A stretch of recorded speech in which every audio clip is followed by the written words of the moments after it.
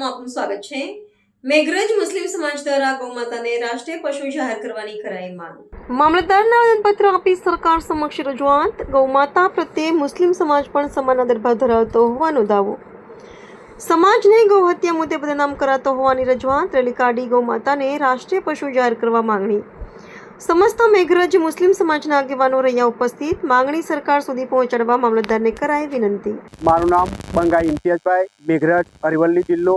આજના રોજ મામલતદાર સાહેબશ્રીને આવેદનપત્રમાં મેઘરજ તરફથી અને મુસ્લિમ સમાજ તરફથી અને ઓલ ઓવર ઇન્ડિયાના મુસ્લિમો તરફથી આવેદનપત્ર આપવામાં આવે છે કે ગાયને રાષ્ટ્રીય પશુ જાહેર કરવા વિનંતી।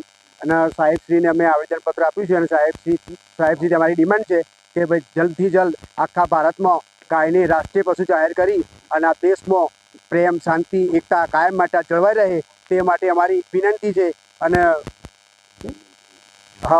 જે ફસાદો થતા હોય, જે કંઈ મગજમારી થતી હોય અને કોઈ સમાજનું દિલ દુખતું હોય એ કાયમ માટે સંપૂર્ણપણે બંધ થાય એવી અમારી રાજ્ય સરકારને, સેન્ટ્રલ ગવર્મેન્ટને વિનંતી છે કે જલ્દથી જલ્દ જેમ બને તેમ ગાયને રાષ્ટ્રીય પશુ જાહેર